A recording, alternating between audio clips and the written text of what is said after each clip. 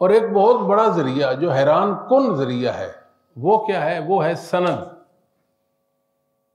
اس دین کی حفاظت اور بقا کا باعث سند بنی ہے۔ سند، محدثین نے جہاں رسول اللہ علیہ وسلم کی احادیث مبارکہ کو جمع کیا وہاں اپنی کتابوں کو سندوں سے بھر دیا،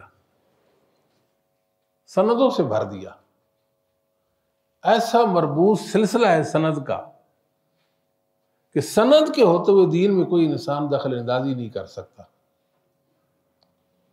اگر محدثین اس سند کو حاصل نہ کرتے، اس کے لیے کوشش نہ کرتے، اس کی حفاظت نہ کرتے اور اپنی کتابوں میں سندوں کو ذکر نہ کرتے تو جو اہل بدعت، اہل ضلال ہیں، آج وہ ممبروں کے بجائے میناروں پر ہوتے اور اسلام کا مینار منہدم ہو چکا ہوتا۔ یہ تو محدثین کی مرحوم منت ہے دین کی حفاظت کہ انہوں نے سند کی حفاظت کی اور سندوں کو جمع کیا۔ سند جو ہے اس کے لیے آپ کہتے ہیں نا کہ سند الحدیث، 5 الفاظ عام طور پر بولے جاتے ہیں۔ سند الحدیث، اسناد الحدیث، روات الحدیث، رجال الحدیث اور طریق الحدیث۔ یہ طریق، اتنی طرق سے آپ نے سنا ہے نا، اتنی طرق سے یہ حدیث آتی ہے، طریق، صحیح؟ تو یہ 5 الفاظ سند کے لیے آتے ہیں۔ سند کیا ہے کہ محدث سے لے کر رسول اللہ صلی اللہ علیہ وسلم تک جو انسانوں کا سلسلہ ہے، جو کڑی ہے، ٹھیک ہے، اس کو سند کہتے ہیں۔ محدثین علماء نے یہ بتایا کہ جو روایتیں سندوں سے آری ہوتی ہیں وہ بے فیض ہوتی ہیں۔ تو جس کے پاس رسول اللہ علیہ وسلم کی دین کی سند نہیں اور حدیثوں کی سندوں کی جو پرواہ نہیں کرتا، اس کے پاس بے فیض علم ہے، اس علم کا کوئی فائدہ نہیں ہے۔ اللہ تعالیٰ نے یہ اعزاز اہل حدیث کو بخشا ہے کہ جو محدثین کے وارث ہیں اور محدثین کے علم کے محافظ ہیں، الحمدللہ اللہ نے ان کو سندوں والا بنایا ہے، سندوں والا۔ یہ سند کی حفاظت کرتے ہیں ہر دم۔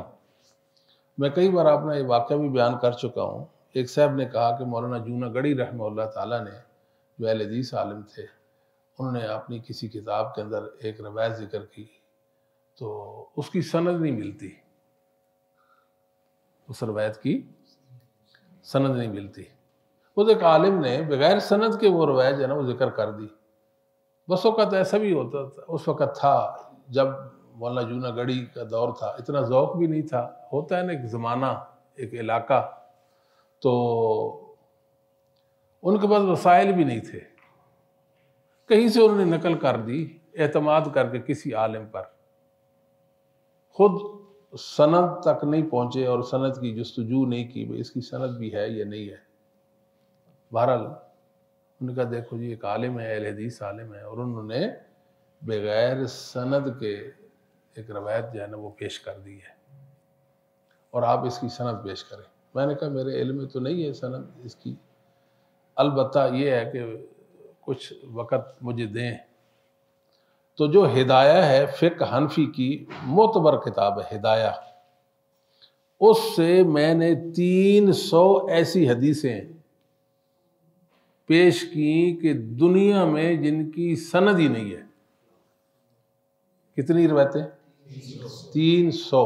جوناگڑھی رحمہ اللہ نے ایک روایت پیش کی، کسی سے نقل کی، اور صاحب ہدایہ سے 300، بلکہ ساتھ ساتھ ایک اعتراف، تحقیق، علماء احناف جو تھے، شارحین جو تھے ہدایہ کے شارحین، ان کی تحقیق بھی پیش کی یا ان کا علم بھی پیش کیا۔ وہ جو کہتے تھے کہ یہ روایت ہمیں نہیں ملی، کتب حدیث میں اس کا ذکر اور ثبوت نہیں ہے،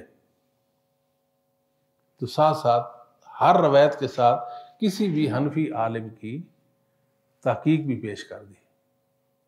علامہ عینی ہو گئے، نصب و رایا علامہ ذیلی ہو گئے، اور اسی طرح علامہ ابن ابی العز حنفی رحمہ اللہ، تنبیہ علی مشکلات الہدایہ آپ کی کتاب ہے، اور اسی طرح الغایہ علامہ ابو العباس احمد بن ابراہیم السراجی، ان 4-5 علماء کی تحقیق جو ہے اس روایت کے ذیل میں ذکر کی ہے۔ اگر کسی ایک عالم کی تھی تحقیق وہ پیش کر، 2 کی تھی تو وہ پیش کر دی، تو 300 روایتیں پیش کی۔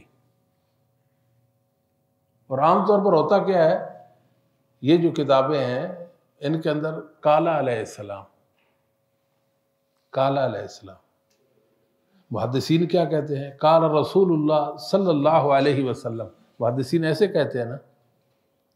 یہ آداب ہیں علم کے، رسول اللہ صلی اللہ علیہ وسلم کے ساتھ محبت اور آپ کا ادب اور آپ کی تعظیم ہے۔